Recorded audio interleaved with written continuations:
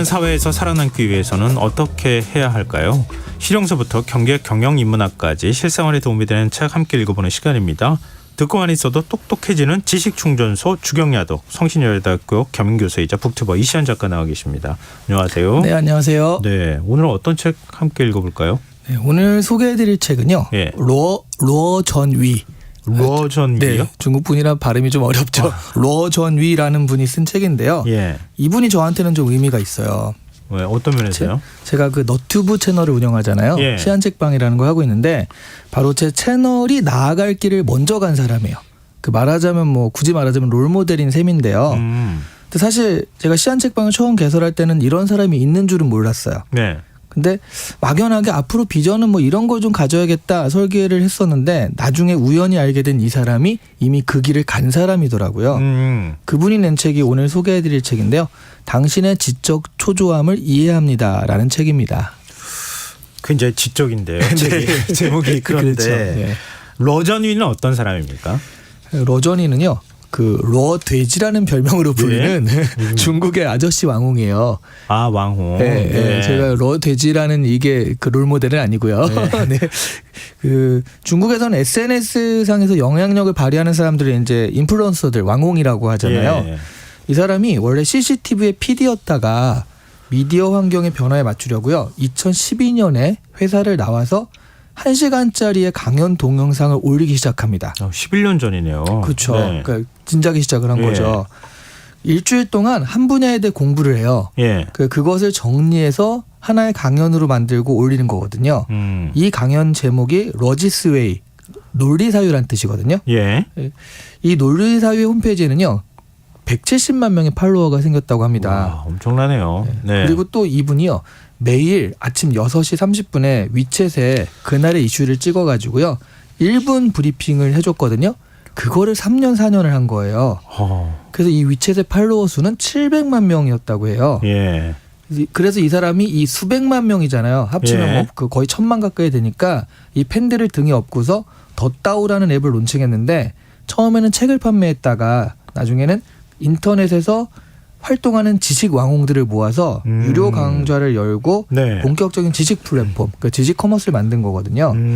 이게 2017년 기준으로는 이용자 수가 800만 명이 넘었고요. 그때 매출도 470억이었다고 합니다. 이게 많아요? 네, 이게 롤모델인 거죠. 네. 네. 직원이 300명이 넘는 대표적인 중국의 지식 플랫폼이 된 건데요. 네. 근데 뭐 그렇게 좀 열심히 했죠. 처음 4년 동안은요. 매일 새벽 3시에 일어나서 생각을 정리하고 5시에 녹화를 했다라고 하니까요. 꾸준하게 이제 지식을 전달한 사람인 거예요. 지식을 전달하는 것도 중요하지만 성실한 것도 굉장히 그렇죠. 중요하다. 네, 네.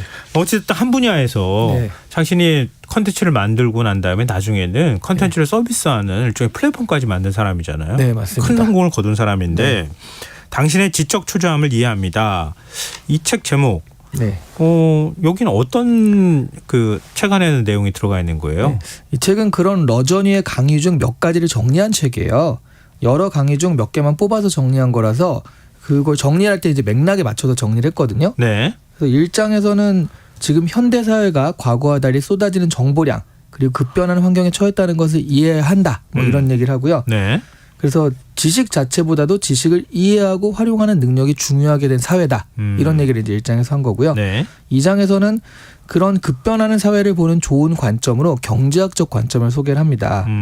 사실 경제학이란 말을 썼지만 경제학의 여러 이론을 가지고서 말하자면 그러니까 이성적이고 냉정한 사고가 필요하다라는 얘기를 하는 거죠. 예. 3장에서는 그래도 결과적으로 우리는 혁신해야 한다라는 얘기를 하고 혁신의 방법을 소개하고 있고요. 4장은 이런 거시론을 실제 비즈니스 차원에서 적용하는 이야기고요. 아무래도 이 강의를 보는 사람들이 비즈니스맨들이 많다 보니까 그런 사람들한테 좀 맞춤형 강의를 하느라고 그런 것 같고요. 그리고 5장에서는 그걸 세상이라는 그런 큰 부분으로 적용한다, 확장 적용한다. 그런 측면에서 이제 좀 확장되는 구조를 가지고 있는 책이에요. 근데 아까 롤모델이라고 하셨잖아요. 네네. 그러면 좀 더 네. 얼마 벌었다 그랬죠? 470억이요. 네, 470억을 벌 수 있는 구체적인 방법을 좀 넣어줬으면 좋겠는데 그렇죠. 너무 이렇게 거시경제 측면만 얘기하는 거 아니에요? 네. 근데 이게 당신의 지적 초조함을 이해합니다. 그러니까 그렇게 이제 좀 그 뭔가 안타까운 사람들, 네. 내가 지적으로 안타까운 사람들을 위해서 그 정보를 공급하는 사람으로서 이 사람이 그 거기서 돈을 번 거거든요. 그래서 저는 사실 이것만 해도 엄청 좀 비결을 알려줬다라고 생각을 합니다. 너무 칭찬해 주시는 거 아닌가? 아니, 그런 생각이 들기도 하는데. 기껏 울면되려고 했는데 또 비난할 수는 없잖아요 여기서. 네. 근데 이 책 제목 안에 있는 네. 것처럼 지적 초조함을 이해합니다. 이렇게 돼 네. 있잖아요. 네. 지적 초조함이라는 게 어떤 의미예요? 지적인 초조함은요. 그러니까 러즈원이가 덧다오 앱을 런칭하면서 SNS상에서 한 마지막 강의 중에 자신이 이런 채널을 만든 이유가 이 시대의 지적 초조함을 느꼈기 때문이다라고 한 거예요. 예. 이 책의 제목도 여기서 따온 건데요. 많은 사람들이 특히 청년들이요. 환경이 급변하고 정보는 방대하게 쏟아지는데 나는 아는 게 없어.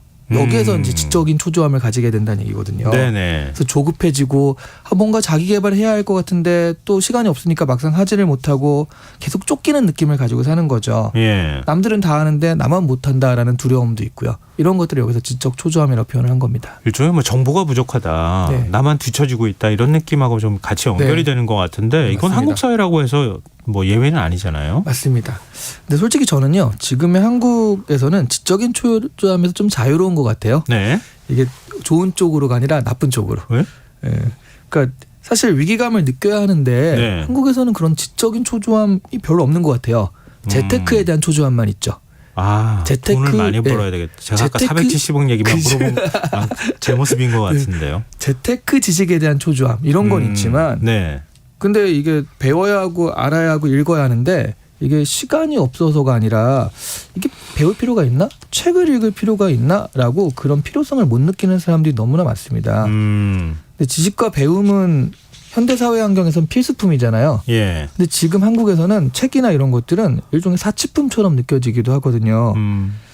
나이가 많으신 분들은 자신이 경험적으로 아는 것이 진리라고 생각하시는 분들이 많잖아요. 네. 그걸 새로 배워가지고 바꿀 필요를 별로 못 느끼시고요. 예. 나이가 좀 적으신 분들은 그러니까 취업을 해야 되거나 아니면 뭐 대입이라든가 진학을 해야 된다 이런 분들은 객관식 시험이라든가 뭐 입시 코드에 잘 만들어진 포트폴리오 이런 것들을 가져야지 되는 거잖아요. 그러니까 이분들은 또 지적 초조함을 못 느껴요. 이런 점수를 만드는 데 초조함을 느끼는 거죠. 네네. 그래서 결과적으로 보면은 그 입시에 관련된 책, 그 위로 가보면 재테크 책만 죽어라 팔리고 있거든요. 최근에 서울 동작도서관에서는요. 예. 회원들이 구매를 요청하는 도서 중에 주식이나 부동산 등 재테크 관련 서적 구매를 잠정 중단한다고 선언하기도 했어요. 왜요? 최근 2년간 새로 구입하는 사회과학 도서 중 경제학 비중이 54%를 넘고요. 예. 그중 금융도서 비중이 35%에 이른다는 거죠. 그러니까 그 회원들이 이런 것만 신청을 하는 거예요. 사달라고. 재테크 책만 사달라. 네, 네. 그 한쪽 도서에 대한 편중이 너무 심해져서 이 밸런스를 맞추기 위해서 5월부터는 그러니까 이런 표현을 썼더라고요. 시세 차익형 재테크 도서. 그러니까 뭐 주식, 부동산, 가상화폐 이런 것들을 다루는 도서 구입을 잠정 중단한다라는 그 발표를 했거든요. 아, 우리가 그러니까 사실은 뭐 세상이라는 게 네. 그냥 돈으로만 굴러가는 건 아니잖아요. 그렇죠. 돈으로 굴러가는 그 이면에는 어찌 보면 인문학이나 사회학이나 뭐 네. 철학이 있을 수 있는 건데 네. 그런 거에 대해서 너무 관심이 없다. 그러니까 이런 거를 가지고 비즈니스를 하고 그러니까 인문학도 알고 사회 구조를 알아야지 거기에 맞춰서 그 사람들의 라이프 스타일에 맞춰서 비즈니스도 만들고 그러는 거잖아요. 네. 근데 그런 그 거시적인 비즈니스나 이런 것들에 관심이 있지는 않고 당장에 눈앞에서 돈이 왔다 갔다 하니까 재테크.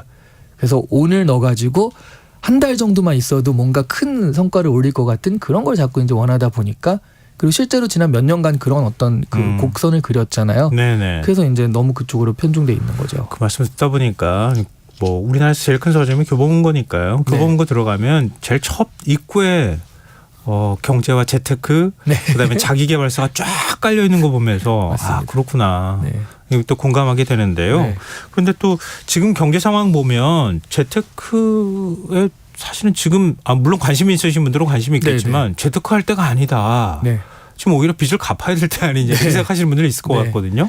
지금 트렌드가 바뀌는 거 아니에요, 조금? 근데 이제 재테크를 권장하시는 분들은 빚을 갚는 것도 빚테크라는 말을 쓰기도 하고요. 아. 그러니까 이런 것도 일종의 재테크라고 이제 포장을 해가지고 같이 얘기를 하는데 예. 재테크 맛을 본 사람들은 또 그런 얘기를 하는 거예요. 저금리 시대의 재테크는 어떻게 할 것인가. 이럴 때 뭐 주식은 어떻게 해야 되고 이런 또 책들을 찾아봅니다.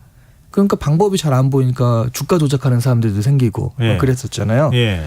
사실 부자가 되고 싶어하는 욕망은 잘못된 건 아니고요. 아, 그럼요. 네. 문화가 다 가지고 있죠. 자본주의 네, 사회에서는. 또 저금리 사회에서도 좀 현명한 경제 생활하는 건 당연하고 근데 이제 너무 그 앞으로 고금리 사회죠. 고금리가 됐을 때 그런 건데 저금리가 앞으로 될 것이다. 그랬을 때 내가 빵 터뜨렸을 때 얼마나 또 나한테 그 좋을 것인가. 지금은 종잣돈을 마련한다는 개념으로 이제 그 재테크를 하고 있거든요. 네. 그런 것들이 그 보면 재테크의 기술만 좀 익히는 방법을 자꾸 연구하고 있고요. 사람과 사회와 이런 것들을 이해한 다음에 거기에 맞는 좋은 비즈니스를 만들어 가지고 그래서 어떤 돈을 번다. 이런 개념은 많이 들어가 있거든요. 그래서 좀 바람직하게 돈을 버는 방법이 무엇인가를 좀 생각하게 해야 될 것 같아요. 그러니까 돈을 버는 기술에 대해서만 관심이 있는 거지 네. 돈이 어떻게 흘러가는 데 대해서는 관심이 좀 적은 거 아닌가 이런 생각도 들고. 맞습니다. 뭐 그런 거 있잖아요. 주식 투자하시는 분들이 열심히 그 차트 들여다보는 방법. 네. 이땐 막 매도해야 돼. 이땐 매수해야 돼. 이렇게 하는데 나중에 보면은 아무것도 아닌 거 가지고 맞습니다. 열심히 혼자만 공부하다가 맞습니다. 결국 친구가 이거 투자하라 그러면 거기 투자했다가 손해보는 이런 일들이 반복되잖아요. 저는 재테크를 잘 안 하는데요. 중학교 때 이미 깨달음이 있었어요. 뭐요? 중학교 때 친구들이 이제 집에 그 비면은 친구들이 모여가지고 고스톱을 치는데 10원짜리 고스톱 이런 걸 치거든요. 예.